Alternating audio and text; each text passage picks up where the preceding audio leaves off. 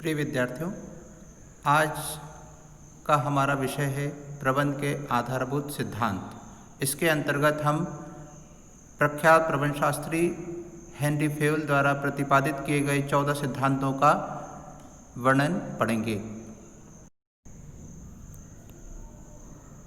Shri Henry Fayol द्वारा जो 14 सिद्धांत प्रदान किए गए हैं, इनमें से सबसे पहला सिद्धांत है कार्य विभाजन का सिद्धांत। इसे डिवीजन ऑफ वर्क भी कहा जाता है। इस सिद्धांत के अनुसार किसी भी संगठन में होने वाले समस्त कार्यों की एक सूची बनाने के बाद उन्हें विभिन्न भागों में बांटा जाना चाहिए और प्रत्येक व्यक्ति को उसकी योग्यता एवं रुचि के अनुसार उस कार्य का वितरण बार बार करने के लिए सौंपा जाना चाहिए।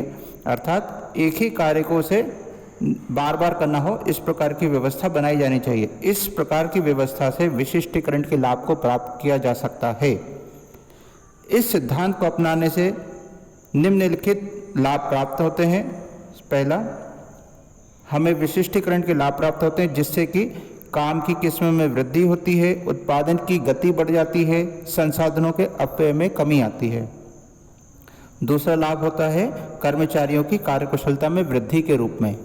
इस प्रकार से हम देख सकते हैं कि एक ही कार्य को करने से कर्मचारी की कार्यकुशलता बढ़ती है और विशिष्टीकरण के लाभ भी हमें प्राप्त होते हैं। लेकिन यदि किसी संगठन में इस सिद्धांत का पालन न किया जाए तो हमें निम्नलिखित नकारात्मक प्रभाव प्राप्त होते हैं, जैसे कि ऊपर जो अभी वर्णित किया गया था, विशिष्टीकरण और कार्य कुशलता में वृद्धि के रूप में जो लाभ प्राप्त हो रहे थे वे समाप्त हो जाते हैं। हेनरी फेयल के द्वारा दिया गया दूसरा सिद्धांत अधिकार एवं उत्तरदायित्व, जिसे अथॉरिटी एंड रिस्पॉन्सिबिलिटी भी कहा जाता है। इस सिद्धांत के अनुसार अधिकार एवं उत्तरदायित्व दोनों साथ साथ चलते हैं। जब किसी व्यक्ति को कोई कार्य सौंपा जाता है और उस कार्य के परिणाम के प्रति हम उसको उत्तरदायी भी ठहराना चाहते हैं, तो ऐसा केवल तभी किया जा सकता है जबकि उत्तरदायित्व को निभाने के लिए उसे पर्याप्त अधिकार भी सौंपे गए हों। यदि किसी व्यक्ति को कार्य के उत्तरदायित्व के साथ में अधिकार न सौंपे जाएं तो उसे उस कार्य के लिए उत्तरदायी नहीं ठहराया जा सकता। इस सिद्धांत का पालन करने से लक्ष्य की प्राप्ति में सहायता मिलती है और कर्मचारियों के साहस में वृद्धि होती है। जबकि यदि इस सिद्धांत का पालन न किया जाए तो आवश्यकता से अधिक अधिकार यदि प्रदान कर दिए जाएं तो अधिकारों के गलत उपयोग का डर होता है। आवश्यकता से कम अधिकार यदि प्रदान किए जाएं तो लक्ष्य को प्राप्त करना कठिन होता है। वांछित परिणाम अगर प्राप्त न हो पाए तो किस व्यक्ति की कमी से ये स्थिति उत्पन्न हुई उसे निर्धारित करना संभव नहीं होता और कर्मचारियों के साहस में भी कमी आती है। हेनरी फेयल का तीसरा सिद्धांत अनुशासन का सिद्धांत है। इसे डिसिप्लिन भी कहा जाता है। इस सिद्धांत के अनुसार संगठन में जो भी नियम या रोजगार समझौते कर्मचारियों के साथ किए जाते हैं, उनका पालन उच्च अधिकारियों और अधीनस्थों दोनों के द्वारा किया जाना चाहिए, जो संगठन की कार्रवाई को सफलतापूर्वक पूरा करने के लिए आवश्यक होते हैं। यहाँ पर रोजगार समझौते से आशय है कि जब किसी कर्मचारी को कार्य पर नियुक्त किया जाता है तो उसकी सेवा शर्तें निर्धारित की जाती हैं, उसके उत्तरदायित्व निर्धारित होते हैं और इसके बदले में उसे दिए जाने वाला पारिश्रमिक भी पूर्व निर्धारित होता है। तो इसका पालन किया जाना चाहिए। इस प्रकार से अनुशासन का पालन करने से अनुशासित संस्था की साख लोगों की नज़र में अधिक होती है। लोग उस संस्था में कार्य करने के लिए प्रेरित होते हैं। कर्मचारियों की कुशलता में वृद्धि होती है। बेहतर श्रम संबंध स्थापित होते हैं। इस प्रकार से कर्मचारियों में और प्रबंधकों के बीच में संघर्ष नहीं होता। यदि इस सिद्धांत का पालन न किया जाए तो संस्था की साख और कर्मचारियों की कुशलता में कमी आ जाती है, अव्यवस्था का बोलबाला होता है और अविश्वास का वातावरण निर्मित होता है। हेनरी फेयल के द्वारा दिए गए चौथा सिद्धांत है आदेश की एकता। इसे यूनिटी ऑफ कमांड भी कहा जाता है। इस सिद्धांत के अनुसार प्रत्येक कर्मचारी को एक समय पर केवल एक ही अधिकारी से आदेश प्राप्त होने चाहिए और वह कर्मचारी उसी अधिकारी के प्रति उत्तरदायी होना चाहिए। अर्थात एक कर्मचारी का केवल एक ही बॉस होना चाहिए। इसी को स्पष्ट करने के लिए यहाँ पर आपको एक चित्र के द्वारा समझाया गया है कि सही दृष्टिकोण क्या होना चाहिए। सही दृष्टिकोण है, यहाँ M1 हमारे मैनेजर को दर्शित करता है, जबकि S1, S2 और S3 सबऑर्डिनेट यानी अधीनस्थ कर्मचारी हैं। तो सही दृष्टिकोण में ये बताया गया है कि इन तीनों कर्मचारियों का एक ही मैनेजर के द्वारा नियंत्रण किया जा रहा है। जबकि गलत दृष्टिकोण में क्या बताया गया है कि दो मैनेजर हैं M1 और M2, और ये तीनों कर्मचारियों को समय समय पर आदेश देते हैं, जिससे कि भ्रम की स्थिति उत्पन्न होती है।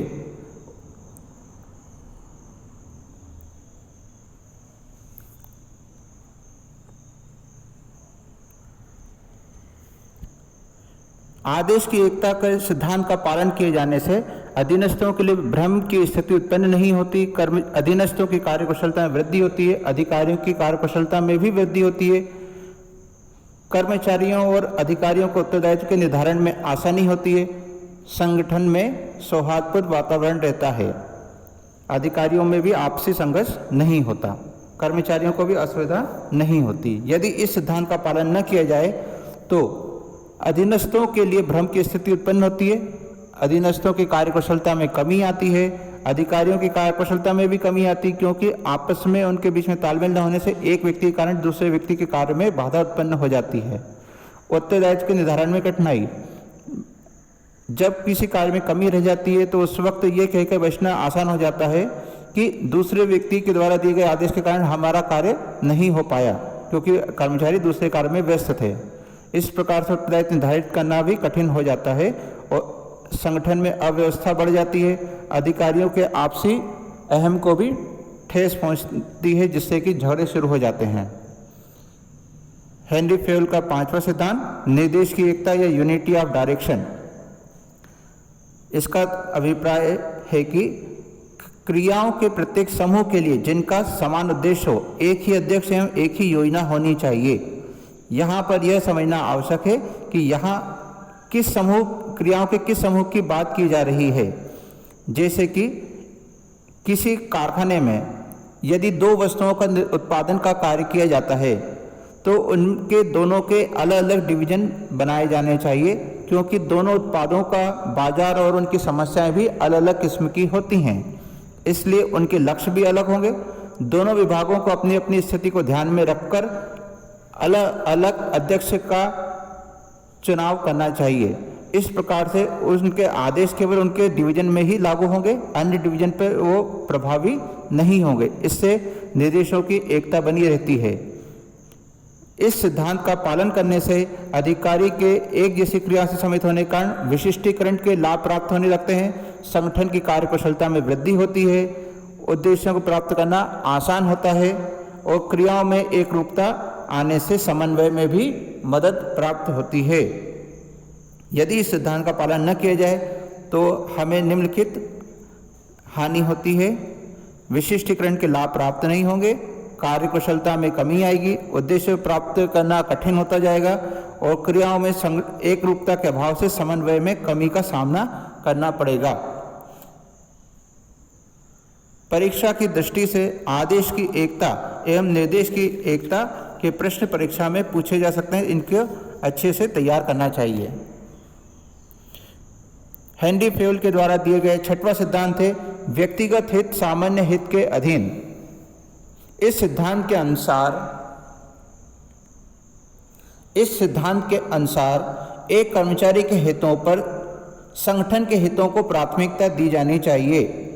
अर्थात जब संगठन और कर्मचारी के हितों में से किसी एक की ही रक्षा करना संभव हो तो हमेशा संगठन के हितों को महत्व दिया जाना चाहिए, क्योंकि संगठन के रहने पर ही कर्मचारी भी रह सकते हैं और संगठन का अगर नुकसान होता है तो निश्चित रूप से कर्मचारी का नुकसान होना तय है। यहाँ पर एक नहीं, सारे कर्मचारियों को नुकसान होना तय है। इसलिए हम एक का नुकसान झेल सकते हैं, बाकी सभी को नुकसान से बचाना हमारा उद्देश्य होना चाहिए। इस सिद्धांत का पालन करने से मानवता का पालन होता है, क्योंकि यहाँ हम बहुसंख्यक की रक्षा कर रहे हैं। इस प्रकार से संस्था को जब लाभ प्राप्त होता है तो वो लाभ सभी को प्राप्त होता है, जिसमें जिस कर्मचारी को कुछ नुकसान उठाना भी पड़ा वो भी लाभान्वित हो जाता है।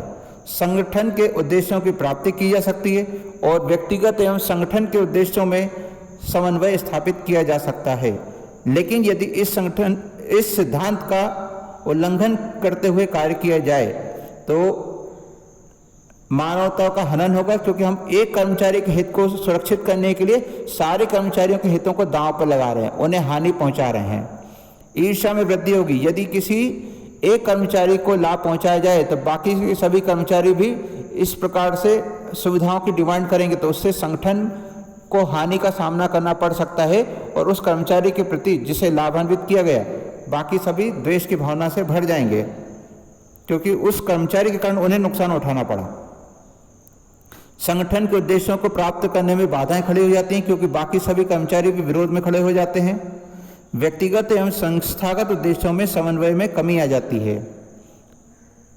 हेनरी फेयोल का 7वां सिद्धांत, कर्मचारियों का पारिश्रमिक। इस सिद्धांत के अनुसार संगठन में कार्य करने वाले कर्मचारियों को उचित पारिश्रमिक दिया जाना चाहिए, जो उन्हें कम से कम एक उपयुक्त रहन सहन का स्तर उपलब्ध करा सके। इस सिद्धांत का पालन करने से कर्मचारियों के प्रोत्साहन और संतुष्टि में वृद्धि होती है, क्योंकि उन्हें पर्याप्त सम्मानजनक जीवन जीने का अवसर प्राप्त होता है। दूसरा, कर्मचारियों में समर्पण भावना का विकास होता है, क्योंकि संगठन उनके हित का ध्यान रख रहा है, तो उनका भी नैतिक दायित्व बनता है कि वे पूर्ण मनोयोग के साथ अपने संगठन के हितों की सुरक्षा और उसके लाभ में वृद्धि के लिए कार्य करें। और तीसरा है, श्रम परिवर्तन दर में कमी आती है, अर्थात कर्मचारियों के नौकरी छोड़कर जाने की संभावनाएं घट जाती हैं, क्योंकि उन्हें पर्याप्त वेतन उसी संगठन में प्राप्त हो रहा है। यदि वेतन कम होगा तो वे निश्चित रूप से किसी दूसरे संगठन में अधिक वेतन पर जाने की कोशिश में लग जाते हैं। यदि सिद्धांत का पालन न किया जाए तो कर्मचारियों के प्रोत्साहन में कमी आएगी, असंतुष्टि बढ़ेगी, क्योंकि उन्हें पूरे मेहनत से कार्य करने के बाद भी पर्याप्त वेतन प्राप्त नहीं हुआ। बेईमानी को बढ़ावा मिलेगा, किसी प्रकार की काम चोरी, ऑफिस के काम में अपने निजी कार्यों को करना, इस प्रकार की भावना का विकास होता है। तो इस प्रकार के कर्मचारियों को संस्था से निकालना फिर मजबूरी हो जाती है, जिससे कि श्रम परिवर्तन दर में वृद्धि होती है। कुछ कर्मचारी स्वयं नौकरी छोड़ के चले जाते हैं और कुछ को संगठन को निकालना के लिए मजबूर होना पड़ता है, तो श्रम परिवर्तन बढ़ जाता है। इसके बाद में 8वां सिद्धांत है केंद्रीकरण तथा विकेंद्रीकरण का सिद्धांत। इसे सेंट्रलाइजेशन एंड डिसेंट्रलाइजेशन भी कहा जाता है। इस सिद्धांत के अनुसार अधिकारियों को चाहिए कि वे कुछ कार्यों के लिए पूर्ण केंद्रीकरण और कुछ कार्यों के लिए पूर्ण विकेंद्रीकरण करने के स्थान पर प्रभावपूर्ण केंद्रीकरण को अपनाएं।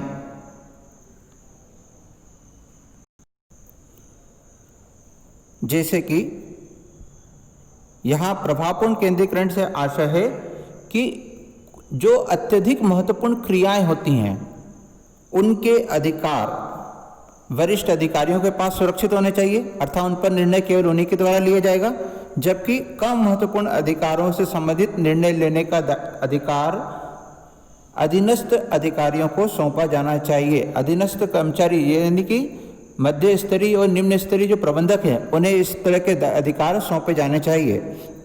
इससे अधिकारियों के कार्यभार में कमी आती है। जो उच्च स्तरीय प्रबंधक हैं उनके कार्यभार में कमी आएगी, बेहतर और शीघ्र निर्णय लिए जा सकते हैं। अधीनस्थों के प्रोत्साहन में भी वृद्धि होती है, क्योंकि जिसे योग्य समझा जाता है अधिकार भी उसी को प्रदान किए जाते हैं। इस प्रकार से उसमें अधिकारी के रूप में गुणों का विकास होता है और भविष्य के लिए उसके व्यक्तिगत विकास की संभावनाएं बढ़ जाती हैं। यदि सिद्धांत का पालन न किया जाए और पूर्ण केंद्रीकरण को अपना लिया जाए तो इससे किसी भी मध्य स्तरीय या निम्न स्तरीय प्रबंधक को कोई अधिकार प्राप्त नहीं होता है, तो उनके मनोबल में कमी आती है, उनको प्रोत्साहन नहीं मिल पाता है। इस स्थिति के चलते जो उच्च स्तरीय प्रबंधक है उनका कार्यभार अत्यधिक बढ़ जाता है, जिससे कि वे जल्दी निर्णय नहीं ले पाते और शीघ्र निर्णय न ले पाने के कारण संगठन को कुछ हानियों का सामना भी करना पड़ सकता है।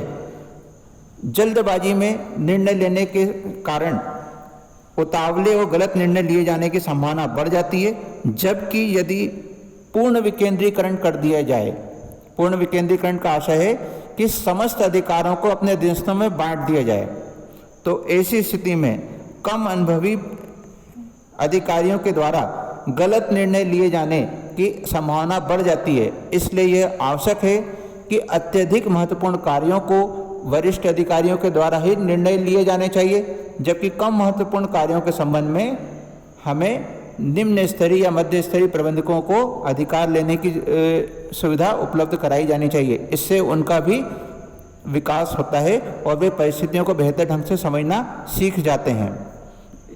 हेनरी फेयल का 9वां सिद्धांत है सोपान श्रृंखला या स्केलर चेन। आप देख सकते हैं कि सोपान श्रृंखला क्या होती है।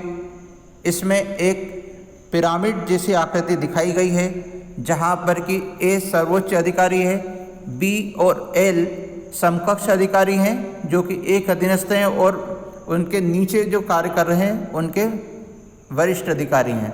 सी और एम एक समान है, डी और एन एक समान स्तर के अधिकारी हैं, ई और ओ एक समान है, एफ और पी एक समान स्तर पर कार्य कर रहे हैं और जी और क्यू भी एक समान स्तर पर कार्य कर रहे हैं। यहाँ पर ए के द्वारा दो अलग अलग डिवीजन बनाकर उनका नियंत्रण का कार्य स्वयं किया जा रहा है।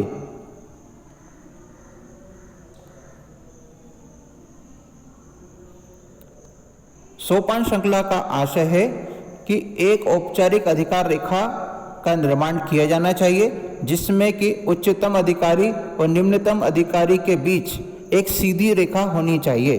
अर्थात यह प्रकट होना चाहिए कि किस कर्मचारी का कौन अधिकारी है, उस अधिकारी का चैनल क्या है, यह पूर्व निर्धारित किया जाता है। तो इसे सोपान श्रृंखला कहा जाता है। इसे फेयल की सीढ़ी भी कहा जाता है, जहाँ पर कि एक कर्मचारी पदोन्नति पाकर कहाँ से कहाँ किस पोस्ट तक पहुँच सकता है, इसका भी पूर्व निर्धारण किया जाता है।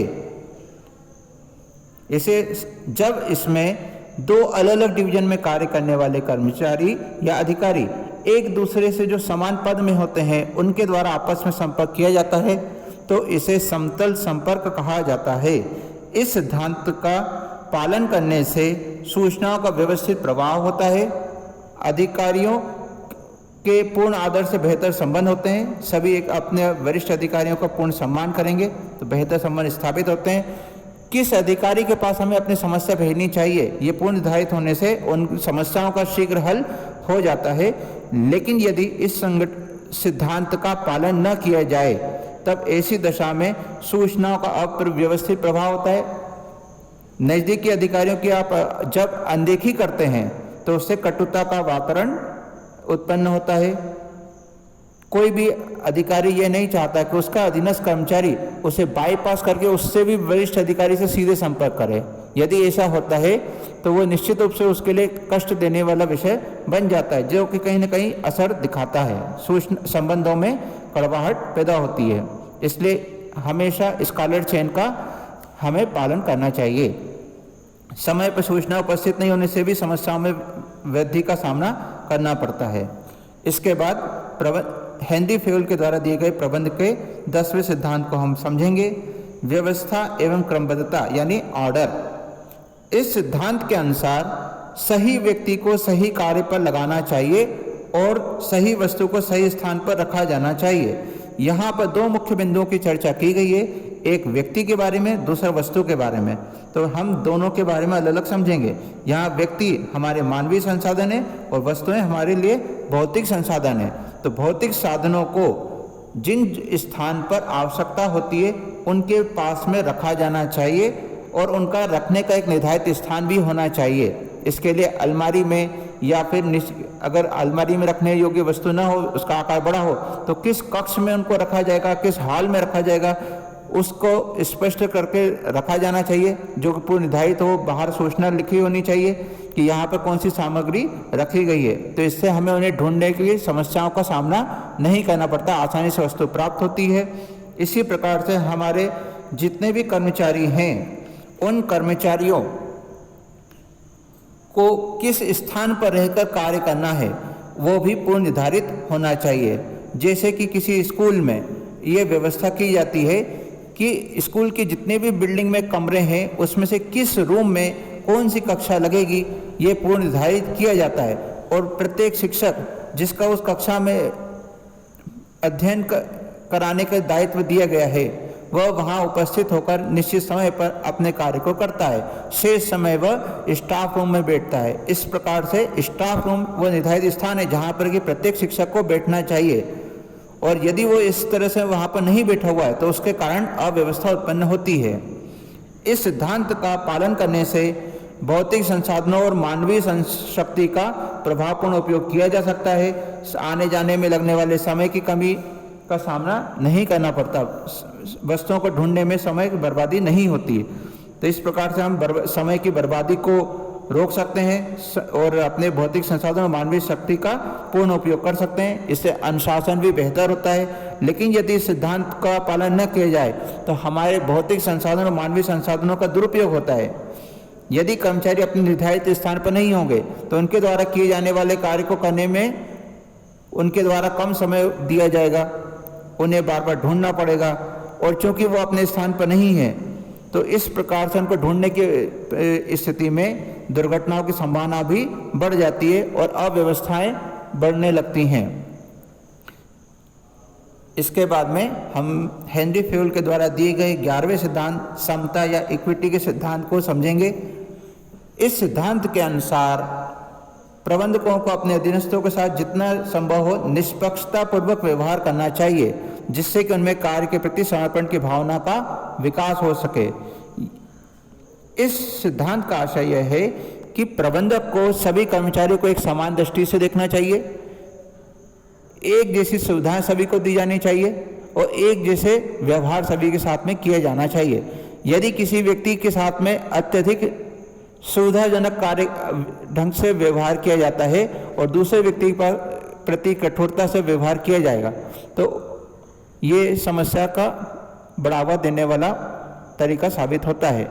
इसलिए प्रबंधक को सभी से एक समान व्यवहार करना चाहिए, किसी को भी छूट नहीं दी जानी चाहिए, और यदि छूट देने का निर्णय लिया गया हो तो ये सभी को प्रदान की जानी चाहिए। यदि किसी एक व्यक्ति को छूट प्रदान की जाएगी तो असंतोष का वृद्धि होती है। इस सिद्धांत का पालन करने से सभी कर्मचारी संतुष्ट रहेंगे क्योंकि सभी के साथ एक जैसा व्यवहार किया जा रहा है। संगठन के प्रति उनके समर्पण भावना में वृद्धि होती है क्योंकि जब छूट देने की बात आती है तो सभी को उसका लाभ प्रदान किया जाता है।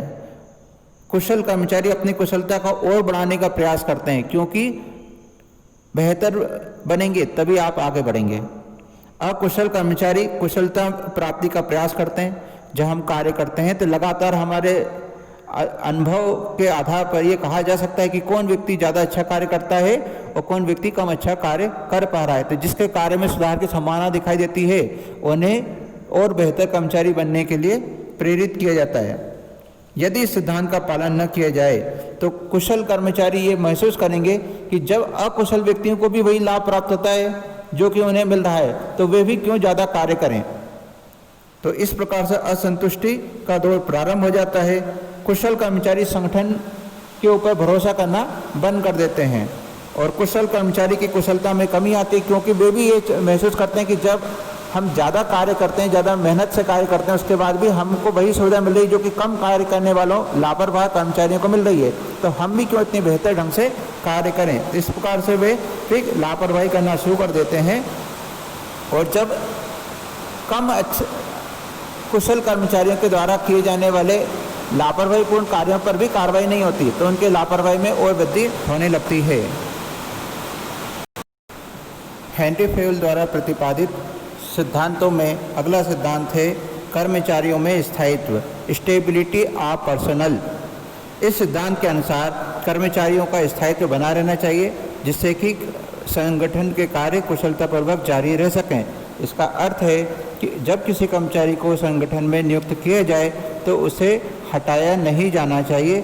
जब कर्मचारी लगातार संगठन में कार्य करता रहेगा तो किसी भी कार्य में कर्मचारी के न होने से बाधा उत्पन्न नहीं होगी। जब इस प्रकार के सिद्धांत का पालन किया जाता है तो कर्मचारियों के विश्वास में वृद्धि होती है, वे संगठन के उद्देश्यों की प्राप्ति में सहायक होते हैं। इससे संस्था की साख में भी वृद्धि होती है।